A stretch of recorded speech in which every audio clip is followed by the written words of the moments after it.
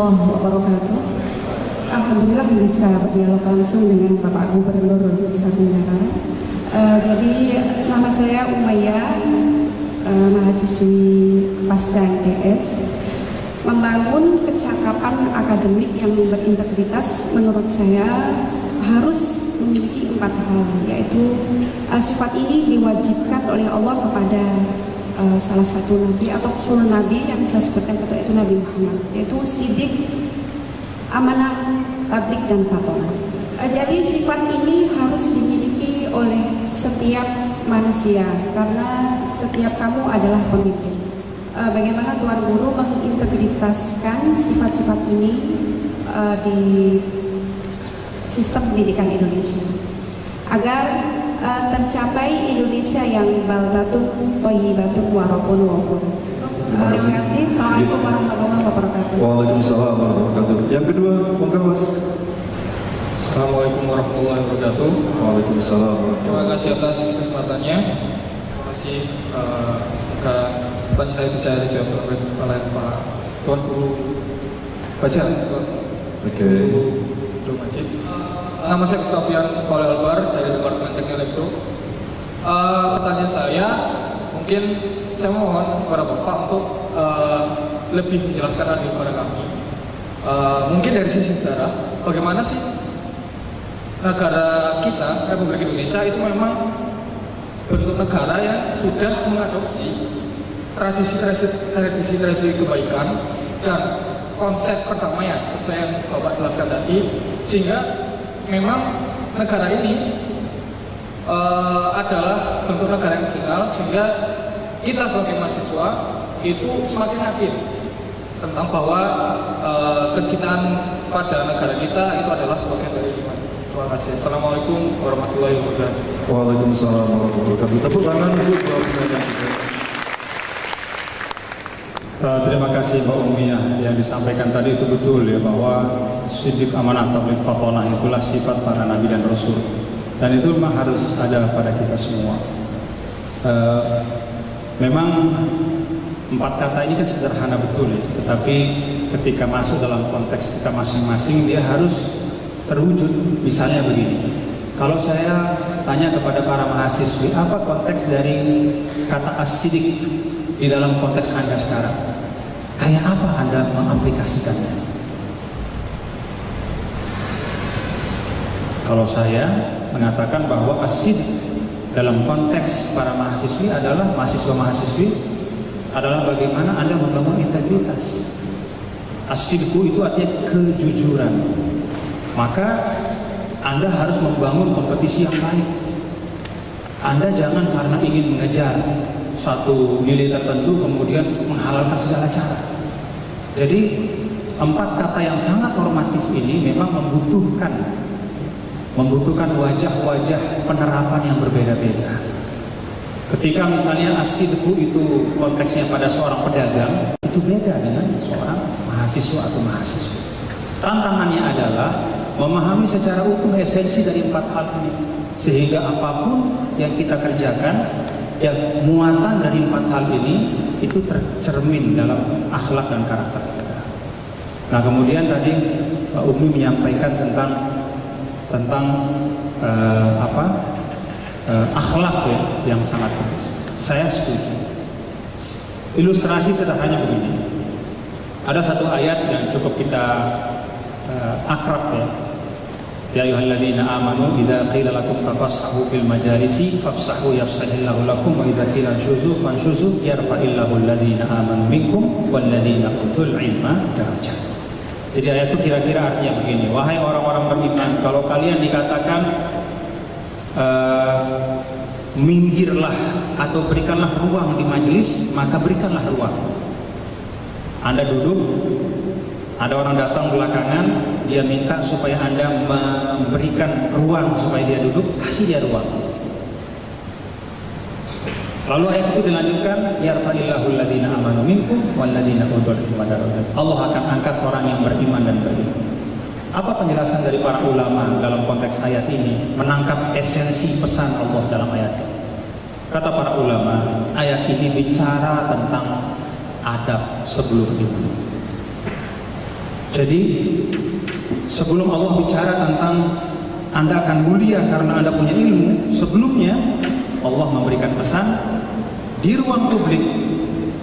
Kalau Anda berada di ruang publik, satu sama lain itu berlapang dadalah, berlapang hatilah, kasih ruang orang. Ini adab yang maknanya luas. Kalau kita bicara tentang di Indonesia misalnya, kita rasanya di ruang publik itu seperti seringkali tanpa sadar. Apalagi kalau kita lihat perdebatan di TV. Coba bapak-bapak ibu lihat perdebatan di TV. Itu rasanya setiap yang berdebat itu selalu ingin supaya dialah yang paling pandai kelihatan. Jadi dia ingin mendominasi semua ruang perdebatan itu. Pesan Al-Quran beda. Ketika Anda hadir di ruang publik, Anda jangan mendominasi. Berikanlah orang lain ruang. Hadirkanlah kelapangan hati di dalam ruang publik itu. Sehingga dengan demikian perbedaan apapun dapat kita kelola dengan baik. Kenapa? Karena ada adab yang kita bangun. Keadaban publik kita bukanlah menguasai seluruh space yang ada, tapi keadaban publik kita adalah bagaimana kita bersama-sama bisa duduk di tempat yang terhormat, bersama-sama bisa mengisi ruang publik dalam bentuk yang baik. Jadi pesan dari ayat ini menurut saya sangat kontekstual untuk kita semua. Jadi para mahasiswa-mahasiswi, kalau lagi semangat-semangatnya menuntut ilmu, ingat di ayat ini sebelum bicara tentang kemuliaan karena iman dan ilmu, sebelumnya berbicara tentang bagaimana membangun keadaban publik yang baik, etika atau akhlak sebelum itu. Bagaimana implementasinya ya kita amankan masing-masing dalam konteks kita masing-masing. Yang kedua tentang sejauh manakah tradisi kebaikan itu sudah ada di dalam kita ber-Indonesia, sehingga kita bisa dengan tenang ber-Indonesia, meyakini bahwa menjaga republik ini bagian dari ibadah. Bapak Ibu, kalau kita lihat dari proses, saya bisa katakan dan kita semua bisa katakan bahwa yang paling antusias, termasuk bukan hanya ketika proses pasca Indonesia terbentuk, yang paling antusias memperjuangkan dan kemudian mengokohkan di awal-awal republik ini adalah umat Islam dan tokoh-tokoh Islam. Sebelum merdeka, para ulama selalu berada di garis depan. Surabaya menjadi saksi Hari Pahlawan, bukti sejarah yang tidak terbantahkan. Pasca Indonesia merdeka, kesultanan Islam di seluruh Nusantara inilah yang paling antusias untuk menyerahkan kekuasaannya dan bergabung dengan republik. Bahkan tidak hanya menyerahkan kekuasaan.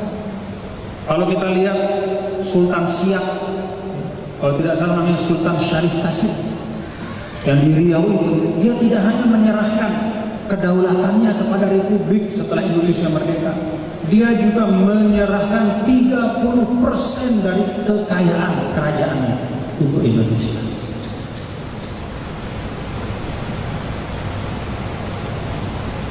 Sebelum terbentuk dan pada fase-fase awal, sejarah mencatat umat Islam, tokoh Islam, sultan-sultan dari kerajaan dan kesultanan Islam, mereka lah yang dengan kesukarelaan menyerahkan dan menyokong republik ini. Itu satu bukti. Tidak mungkin para ulama kita mengerjakan sesuatu yang sia-sia. Kalau mereka tidak melihat ada Indonesia itu satu ibadah, mereka tidak akan habiskan umurnya untuk memperjuangkan Indonesia. Yang kedua, mari kita lihat semua dokumen-dokumen yang menjadi fondasi republik ini. Dua dokumen terpenting adalah Pancasila dan pembukaan Undang-Undang Dasar 1945. Mari kita lihat, apakah ada nafas keislaman di situ? Kalau kita cermati 5 sila Pancasila, bukan hanya nafas keislaman, bahkan 5 sila dari Pancasila itu berisikan nilai-nilai yang sangat diperjuangkan oleh Islam. ada tauhid di situ, ada kemanusiaan, keadilan dan keadaban, ada persatuan, ada permusyawaratan, ada keadilan sosial untuk semua. Ini adalah nilai-nilai utama yang dibawa oleh Islam. Kita lihat di pembukaan Undang-Undang Dasar 1945 juga sama, bahwa penjajahan di atas dunia harus dihapuskan. Itu senafas, dan itu merupakan nilai yang dibawa oleh Islam. Atas berkat rahmat Allah yang Maha Kuasa, ada kesyukuran, kesadaran kolektif bahwa semua ini karena Allah. Jadi dari perjalanan sejarah, dari dokumen-dokumen tertulis yang ada, dan dari fakta demografis bahwa mayoritas umat, mayoritas penduduk di Indonesia adalah Muslim, dan populasi umat Islam di Indonesia yang terbesar di dunia, maka kita dengan hati yang tenang bisa mengatakan bahwa Indonesia ini adalah ladang kebaikan untuk kita semua. Berbuat baik untuk Indonesia, mengokohkannya sebagai cara kita untuk menjaga satu sarana kebaikan. Karena kalau Indonesia ini pecah atau rusak atau hancur, maka bukan hanya dunia kita yang terganggu, tapi akhirat kita juga akan terganggu. Lihat bagaimana di Syria, di Libya, ketika keamanan dan kesatuan mereka rusak, itu tidak hanya ekonomi yang terganggu, ibadahnya, berislamnya, dan menjalani kehidupan dengan baik sesuai dengan tuntunan agama itu tidak tercapai. Maka ada kaidah lil wasail hukmul maqasid. Medium itu hukumnya sama dengan tujuan. Kalau tujuannya adalah agar kita bisa menjalani Islam dengan baik, agar dunia kita kondusif, sehingga akhirat kita juga dapat kita siapkan dengan baik. Kalau tujuan seperti itu, berarti tujuannya wajib. Mediumnya apa? Mediumnya kita berbangsa. Kalau tujuannya adalah wajib, maka medium itu juga hukumnya wajib. Lil wasail hukum al-maqasid. Itu salah satu bentuk di dalam kaidah hukum Islam, bahwa medium itu memiliki hukum seperti tujuannya. Kalau tujuannya itu wajib, maka mediumnya wajib. Sama kira-kira gambaran sederhananya, Anda kalau mau sholat itu harus wudu. Maka sebagaimana sholat itu wajib, wudu itu wajib pula hukumnya. Medium hukumnya sama dengan tujuan. Kita menjaga Indonesia karena Indonesia ini medium kita untuk beramal saleh.